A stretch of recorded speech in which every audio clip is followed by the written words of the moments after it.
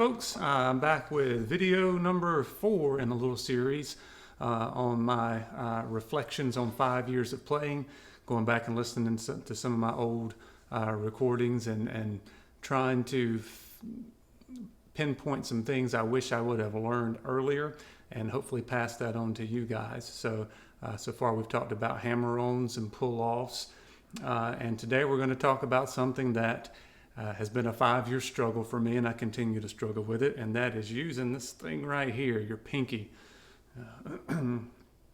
It's tough, especially depends on how your hand's formed and how much arthritis you have in it, and just how mobile it might be, how long it is. You know, a lot of different things come into play there.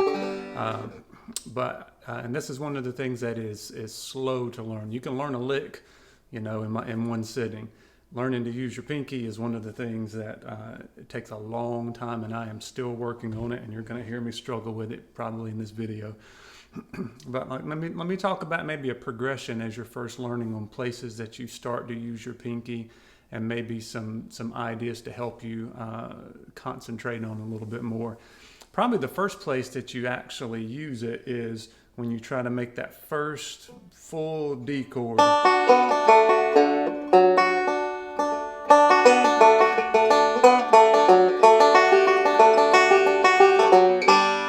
Okay, so you're putting your pinky down on the 4th fret there of your 1st string. And the issue I have is I keep wanting to lock my pinky straight out, and you can't get the angle on it that you need. You know, just like your other fingers, when you fret them, you know, your knuckles are bent.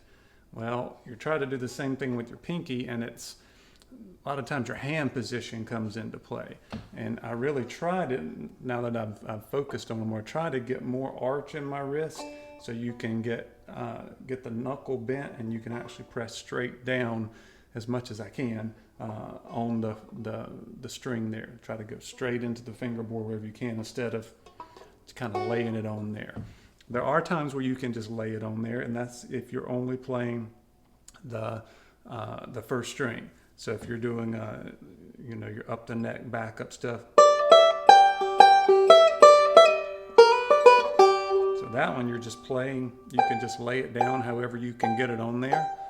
So if you're just playing the 1st string only with your pinky, you got a little more options there on what kind of angle you can get away with.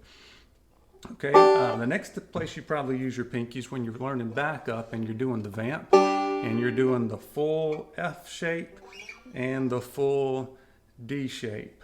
Okay, and I'm assuming you already know what this is, but if you think about it, it's kind of one of the first times you use your pinky, and especially on the F shape, you've got to get that knuckle bent to get it to go straight down like you need it. So I kind of think about that as like, okay, that's a good position. When I fret with my pinky, I want it to kind of look like that. And I get in this position and I have trouble.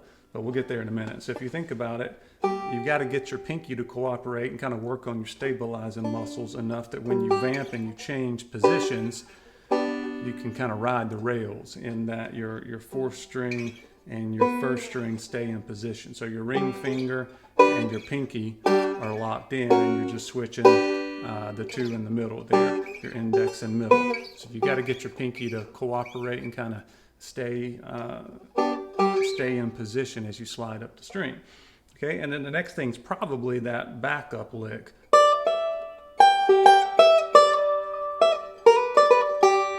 And then you got the tag lick.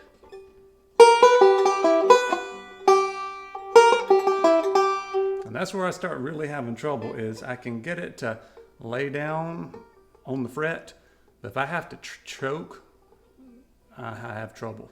Okay, so you think about some of the songs you first learn and you start having up the neck breaks from Earl Scruggs, and that would be things like Cumberland Gap, Sally Gooden, Sally Ann. Okay, there's probably 1 or 2 more that you think of. I think Cumberland Gap's probably the easiest. If you're getting into it, it's probably where you want to go next, because on that one, you don't have to choke. The other 2, you got to do a little choke with your pinky. But you're going to this position here, which is kind of the minor position, and the idea is you want to plant your index and your ring on the 1st and 2nd string, and then your middle and your pinky kind of roam around and do some things. Okay, and on Cumberland Gap, let me play it for you.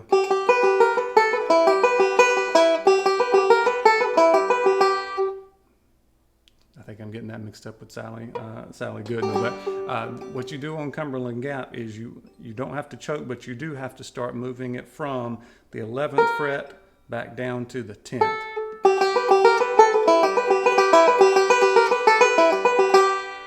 Okay, so it's a little bit easier than the other two songs. You got to do a choke, which to me is harder. Okay, so maybe work on Cumberland Gap, and that's just moving it from one fret to the other. You know, if you want to start doing the rocky music in the background and start, working on, doing all, your hand exercises. I thought about doing a little comedy video where I just hashtagged the struggle is real, and I was going through and doing my pinky training, but I thought better of it, so I didn't do it. All right, so the next part is, all right, how can I start doing the little choke with your pinky, which is tough because for one thing, you've got to get the right angle in that you got to come straight down on the fret. If not, you're going to be hitting the first string. You can't just lay your finger down, okay, because you got to stay off the first string. Okay, the other issue is actually getting it to cooperate and to do the little choke there with your pinky. All right, so you got your basic tag lick, which is okay, which I would work on over and over. Okay, that's a good one to transition back down the neck at the end of your up the neck break that you're working on. All right, quick little thing to insert here. I forgot to put in the other part of the video, and that is your elbow position. Usually I like tucking in my elbow a little bit. For some reason, it seems to put my hand in a better position. I come out here and my pinky's kind of wants to go flat. I put it in here, it curls up a little bit, and it kind of cooperates a little bit better. So try that and see if that helps you as well. Here's some more tips for you. Okay, other thing you can do is if that's really stretching, it's just not working, you can cheat. You can move your capo and play in the key of B. And what that does is a couple things. First of all, you're moving up 4 frets. So then you're up here at this position. My 5th string's not in the right position, but the frets are a little closer together. It's not quite spaced out as much. Okay, so you can work it in B, work back down to B flat, work down to A, and then work to G. And when you go back to open G, your strings come up a little higher. Okay, it's a little harder to get things to cooperate. Okay, and also things feel a little bit looser. When you put the capo down, it kind of clamps down everything and everything kind of tightens up and doesn't feel quite as free. When you put it into open G and you start trying to do these things, it's a little bit tougher. All right, and if you're really good, you can work all the way down. You can, come down here and do it in that position. So after you get the Cumberland Gap, you can try Sally Gooden, which I played at the beginning, Sally Ann. Okay, so those are great to help work on that. And just any melody-based up the neck stuff, make sure you're ending with the tag lick as you're going back down. If you really want to stretch, you can try Jim Mills' Hide Head Blues, which is in the key of C, and he drops the 4th string down, but you're actually having to stretch your pinky to the 2nd string at the 4th fret.